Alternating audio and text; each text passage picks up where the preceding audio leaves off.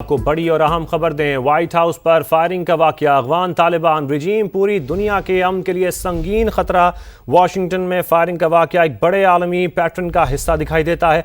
Afghan networks Europe और America में अदम इस्तेहकाम फैलाने का सबब बन सकते हैं। अफगान तालिबान रिजीम पूरी दुनिया की सिक्योरिटी के लिए संगीन खतरा बन चुकी है। रहमानुल्लाह ने नेशनल गार्ड के एहलकारों पर फायरिंग करके शदीद जख्मी कर दिया। आपको बताएं, रहमानुल्लाह 2021 में ऑपरेशन अलाइज वेलकम के तहत अमेरिका आया था। होमलैंड सिक्योरिटी का ऐसा बताना है। अमेरिकी सदर डोनाल्ड ट्रंप ने वाक़े को दहशतगर्दी करार दिया है। अमेरिकी मीडिया का यह भी बताना है कि अफगान शहरियों की इमिग्रेशन की तमाम दरखास्तें अब रोक दी गई हैं। तो अहम खबर और बड़ी खबर, व्हाइट हाउस पर फायरिंग का यह वाकया, अफगान तालिबान रिजीम पूरी दुनिया के अमन के लिए संगीन खतरा बन चुकी है, ऐसा ही दिखाई दे रहा है। वाशिंगटन में फायरिंग का वाकया एक बड़े आलमी पैटर्न का हिस्सा दिखाई देता है। अफगान नेटवर्क्स यूरोप और अमेरिका में अदम इस्तेहकाम फैलाने का सबब बन सकते हैं। इसके साथ साथ आपको यह भी बताएं कि अफगान तालिबान रिजीम पूरी दुनिया की सिक्योरिटी के लिए अब संगीन खतरा बन चुकी है, यह दिखाई दे रहा है। इसके साथ साथ रहमानुल्लाह ने नेशनल गार्ड के एहलकारों पर फायरिंग करके उन्हें शदीद जख्मी कर दिया। रहमानुल्लाह 2021 में ऑपरेशन अलाइज वेलकम के तहत अमेरिका आया था। होमलैंड सिक्योरिटी का यह भी बताना है। अमेरिकी सदर डोनाल्ड ट्रंप ने वाक़े को दहशतगर्दी करार दिया है। इसके साथ साथ आपको यह भी बताएं कि अमेरिकी मीडिया का यह बताना है कि अफगान शहरियों की इमिग्रेशन की तमाम दरखास्तें भी रोक दी गई हैं। इसी वजह से इसी वाक़े के बाद ये रोकी गई हैं। व्हाइट हाउस पर फायरिंग का वाकया, अफगान तालिबान रिजीम पूरी दुनिया के अमन के लिए संगीन खतरा बन चुकी है। वाशिंगटन में फायरिंग का वाकया एक बड़े आलमी पैटर्न का हिस्सा दिखाई देता है। इस वक्त आपको यह भी बताएं कि अफगान नेटवर्क्स यूरोप और अमेरिका में अदम इस्तेहकाम फैलाने का सबब बन सकते हैं। अफगान तालिबान रिजीम पूरी दुनिया की सिक्योरिटी के लिए संगीन खतरा बन चुकी है। रहमानुल्लाह ने नेशनल गार्ड के एहलकारों पर फायरिंग करके उन्हें शदीद जख्मी किया, जिसके बाद हमने देखा कि ये स्टेप्स उठाए जा रहे हैं। होमलैंड सिक्योरिटी ये बता रही है कि रहमानुल्लाह 2021 में ऑपरेशन अलाइज वेलकम के तहत अमेरिका आया था। अमेरिकी सदर डोनाल्ड ट्रंप ने वाक़े को दहशतगर्दी करार दे दिया है, जबकि अमेरिकी मीडिया का यह भी बताना है कि अफगान शहरियों की इमिग्रेशन की तमाम दरखास्तें रोक दी गई हैं। इस मामले को भी देखा जा रहा है। इमिग्रेशन का मामला जो कि अफगान शहरियों की जानिब से अप्लाई किया गया, इस मामले को भी देखा जा रहा है। इस वक्त अमेरिकी मीडिया यह भी बता रहा है। तो व्हाइट हाउस पर फायरिंग का यह वाकया, जिसके बाद हमने ये देखा कि अफगान तालिबान रिजीम पूरी दुनिया के अमन के लिए अब संगीन खतरा बन चुकी है। और वाशिंगटन में फायरिंग का वाकया एक बड़े आलमी पैटर्न का हिस्सा दिखाई देता है। अफगान नेटवर्क्स यूरोप और अमेरिका में अदम इस्तेहकाम फैलाने का सबब बन सकते हैं। अफगान तालिबान रिजीम पूरी दुनिया की सिक्योरिटी के लिए संगीन खतरा बन चुकी है। रहमानुल्लाह की बात करते हैं। रहमानुल्लाह ने नेशनल गार्ड्स के एहलकारों पर फायरिंग करके उन्हें शदीद जख्मी किया। होमलैंड सिक्योरिटी ने यह भी बताया कि रहमानुल्लाह 2021 में ऑपरेशन अलाइज वेलकम के तहत अमेरिका आया था। और इसके साथ साथ जो अमेरिकी सदर हैं डोनाल्ड ट्रंप, उनकी जानिब से भी इस वाक़े को दहशतगर्दी करार दिया गया है। ये भी एक बड़ी स्टेटमेंट है, दहशतगर्दी करार देना। और उसके बाद अब हम ये भी देख रहे हैं कि मुख्तलिफ जो पाबंदियां हैं वो भी सामने आ रही हैं। जैसे कि इस पर भी गौर किया जा रहा है कि अमेरिकी मीडिया ने यह भी बताया कि अफगान शहरियों की इमिग्रेशन की तमाम दरखास्तें अब रोक दी गई हैं। इस तरह के स्टेप्स अब उठाए जा रहे हैं अफगान शहरियों के खिलाफ, और इसलिए उठाए जा रहे हैं क्योंकि इससे कबल ये देखा गया है कि व्हाइट हाउस पर फायरिंग का वाकया पेश आया।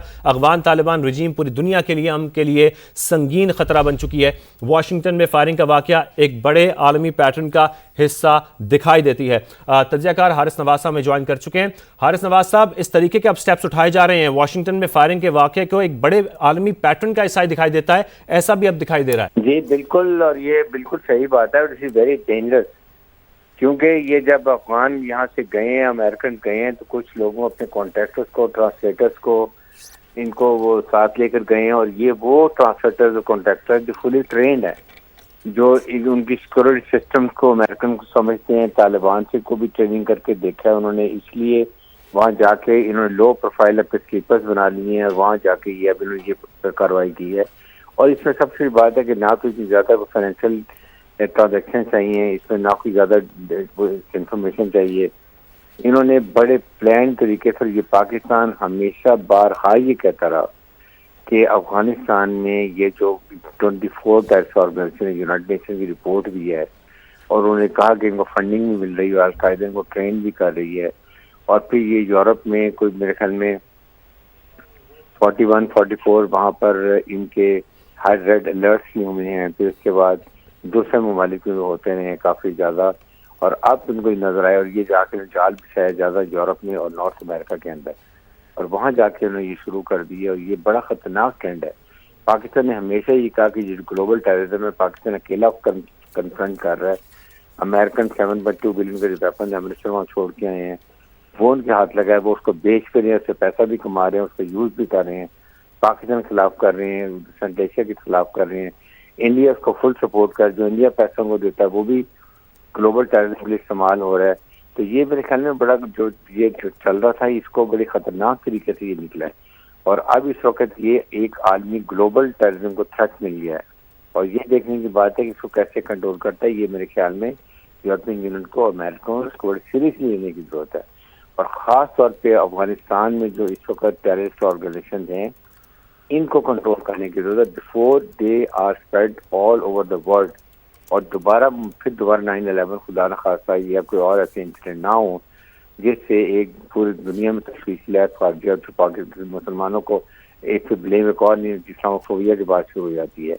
तो इन चीज़ों को देखने के लिए अभी भी वक्त है कि पाकिस्तान जो कुछ कर रहा है सिंगल हैंडेडली कर रहा है, ये फाइटिंग टेररिज्म पाकिस्तान के फील्ड मार्शल सईद आसिम अली ने तहिया किया, बार बार कहते हैं कि we are going to fight against terrorism, हम इसकी कुर्बानी भी देंगे, शहादतें भी देंगे। लेकिन इसमें जो छोड़ के अमेरिकन गए हैं they have to now help Pakistan. आप जो फंडिंग उनको भेज रहे हैं वो बंद करें, जो पाकिस्तान को सपोर्ट करें, APC night fighting capability helicopter दें, आप हमें नाइट फाइटिंग कैपेबिलिटी दें ताकि हम इनका मुकाबला कर सकें। That is more important. और पाकिस्तान अकेला लड़ रहा है इस दहशतगर्दी के खिलाफ, ये पाकिस्तान पहले भी कहता आया है कि अब ये ग्लोबल टेररिज्म साबित हो रहा है। बहुत शुक्रिया आरिस नवाज साहब आपका।